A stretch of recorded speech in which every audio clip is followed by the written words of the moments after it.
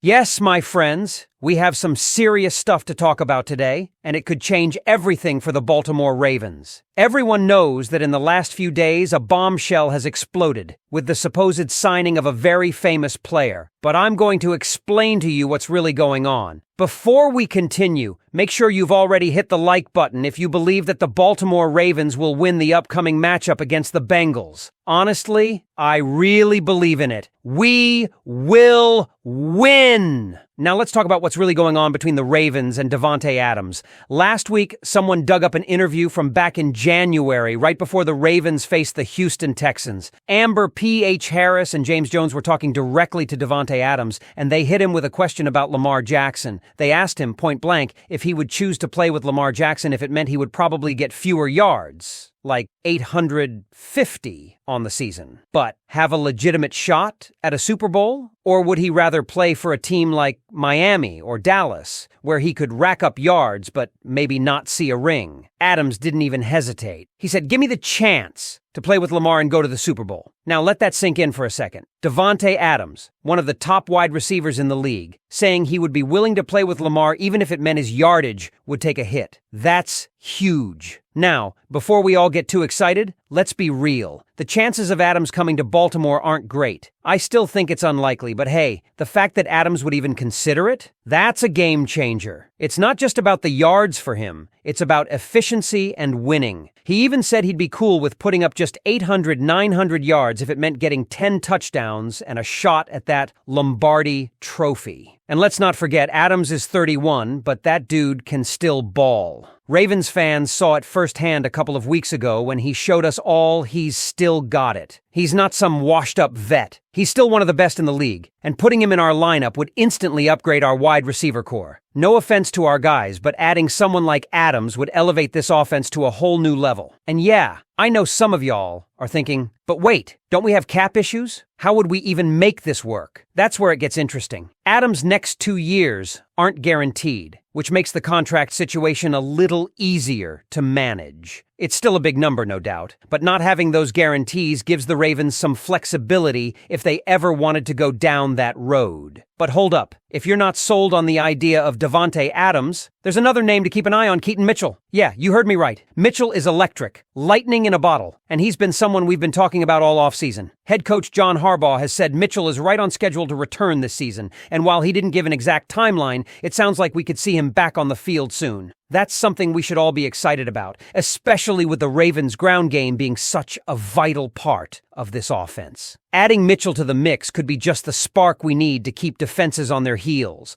And before we wrap this up, I gotta address a fan question that popped up. Would the Ravens ever trade Mark Andrews to get a guy like Davante Adams? Look, I get it. The idea of adding Adams is tempting, but trading Andrews, that's a tough one. He's been a huge part of this offense, and Lamar's trust in him is through the roof. So, no, I don't think the Ravens would need to move Andrews to make a deal like this happen. If anything, having both Adams and Andrews on the same offense, man, that'd be deadly. Just imagine Lamar throwing to those two, along with Zay Flowers and Odell Beckham Jr. That's a receiving core that could make some serious noise in the playoffs. So, Flock, what do you think? Should the Ravens make a move for Davante Adams, even if it's a long shot? Do you think adding him could be the key to getting over the hump and making a deep playoff run? Or should we focus on the talent we already have, especially with Keaton Mitchell coming back soon? Let me know in the comments below. You've probably been watching the games and wondering about those key players we've been missing. Well, the wait might be over for a couple of them. We all know how much this team has been grinding through injuries. But guess what? There are some potential returns coming that could shake things up in a big way. First off, we've got Arthur Maulet, who's about to start practicing again.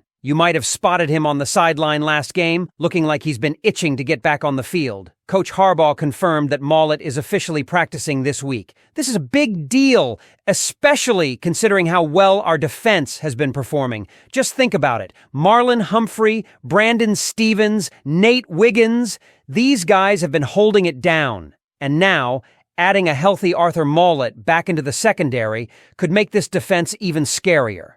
Remember, the Ravens defense just held Josh Allen and the Buffalo Bills, who've been scoring 31 points a game, to just 10 points. The only reason they even got that touchdown was due to a small lapse by Eddie Jackson. Imagine this defense with even more depth. Mollett's blitzing ability, paired with the already impressive performances of Humphrey and Washington, adds another layer to a defense that's already tough to beat. Now, I know everyone's been buzzing about Keaton Mitchell, too. He's eligible to come off the physically unable to perform list, but it sounds like we'll have to wait just a little longer for him to return. That tweet he sent a few weeks back where he mentioned hitting 20 miles per hour again tells us he's getting close, but patience is key. Still, when Mitchell is back, that's going to bring another dynamic to this offense. Speaking of the offense, let's talk about that offensive line. Early in the season, it was looking rough and fans were rightfully worried. But hold on, Ravens flock, things have changed. Over the past 2 games, we've seen a completely different unit. Ronnie Stanley, for example, is leading the entire NFL in pass block win rate. That's right, not just the AFC North, not just the AFC, but the whole league. Stanley is doing everything to protect Lamar Jackson, and it's showing on the field. This O-line has really come together, especially with guys like Patrick McCarry stepping in at left guard, and rookie Roger Rosengarten holding it down at right tackle. These guys are making it look easy. We've seen some smart adjustments in play calling too. Quick passes, plenty of runs with Derrick Henry, and it's paying off. Lamar Jackson has been getting the time he needs to make plays, and this offensive line deserves a lot of credit for that.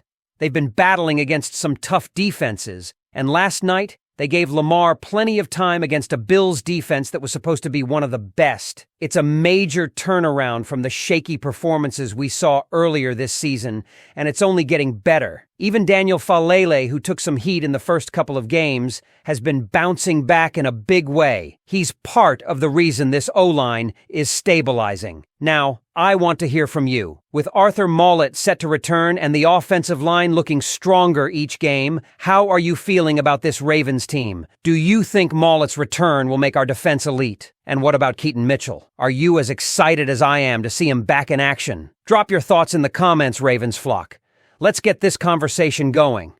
And if you're as pumped as I am, make sure to like this video, share it with other Ravens fans, and don't forget to subscribe so you don't miss any updates. Lamar Jackson just set the record straight. In a recent interview, Lamar was asked about fans complaining over their bets. And his response? He doesn't care about your parlays. Lamar made it clear, players aren't out there thinking about anyone's bets. He said, "We're human too. We play to win games, not to help someone's parlay."